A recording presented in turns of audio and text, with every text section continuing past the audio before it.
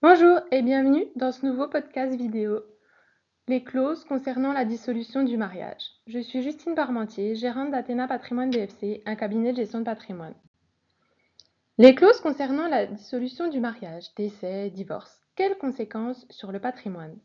Une analyse juridique des clauses et dispositifs permettant d'anticiper et de sécuriser la répartition du patrimoine lors de la dissolution du mariage. Les fondements de la dissolution du mariage. Les causes de dissolution. Dissolution par divorce, c'est une rupture volontaire. Dissolution par décès d'un des époux. Les conséquences patrimoniales diffèrent significativement selon la cause de dissolution, ce qui rend l'anticipation juridique indispensable. Importance du régime matrimonial. Le régime matrimonial constitue le cadre juridique qui détermine le sort des biens des époux lors de la dissolution du mariage. Régime légal, communauté réduite aux acquets, régime conventionnel, séparation de biens, communauté universelle. La dissolution par divorce, principe et partage. Régime légal, communauté réduite aux acquets. En l'absence de contrat de mariage spécifique, le Code civil, article 1475, prévoit partage par moitié, 50-50, des biens communs entre les époux. Reprise par chaque époux de ses biens propres, acquis avant mariage ou par donation, succession. Reprise des créances entre époux ou des récompenses. Régime conventionnel. Le partage s'effectue selon les modalités prévues au contrat de mariage. Séparation de biens, chaque époux conserve la propriété exclusive de ses biens. Participation aux acquets, fonctionnement similaire à la séparation de biens pendant le mariage, mais créance de participation lors de la dissolution. Communauté universelle, partage de tous les biens selon les causes du contrat. Attention, la plupart des avantages matrimoniaux sont révoqués de plein droit en cas de divorce, contrairement au cas de dissolution par décès. Clause spécifique en cas de divorce. Clause de reprise des apports permet à un époux de récupérer les biens qu'il a apportés à la communauté avant tout partage. Cette clause est particulièrement recommandée lorsqu'un époux apporte les biens importants au mariage. Exemple, un époux apporte un bien immobilier dans la communauté. En cas de divorce, il pourra le récupérer avant partage grâce à cette clause. Clause d'exclusion de communauté.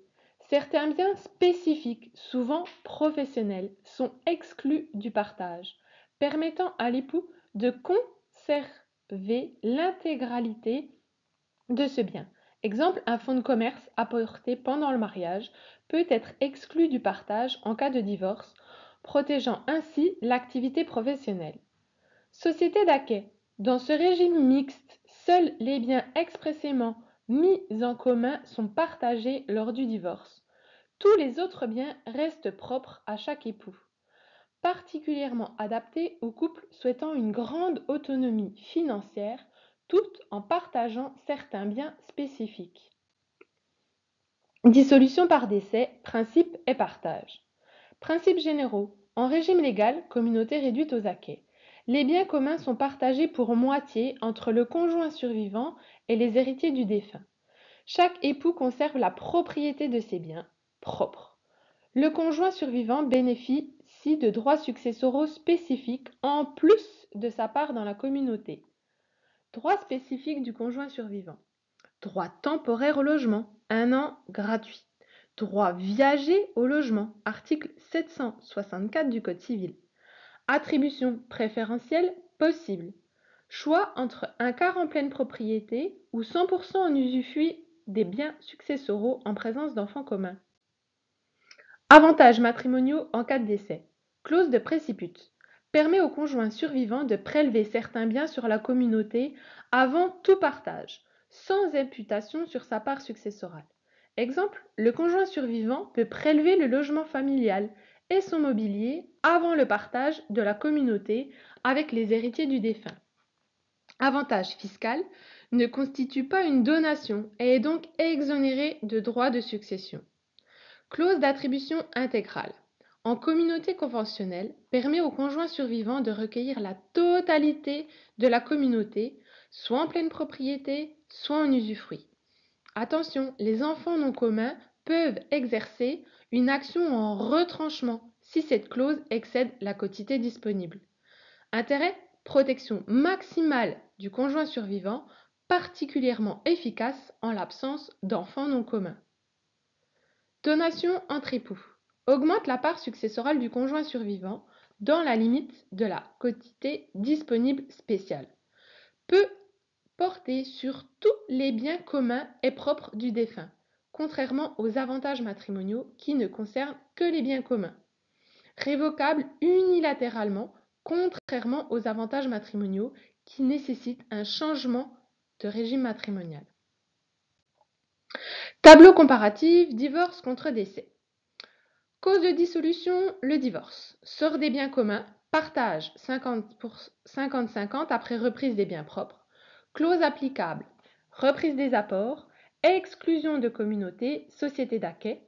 Effet pratique, chaque époux reprend ses biens propres et apports, si clause, le reste est partagé à part égale. Cause de dissolution, le décès. Sort des biens communs, partage 50-50 entre conjoints survivants et héritiers du défunt.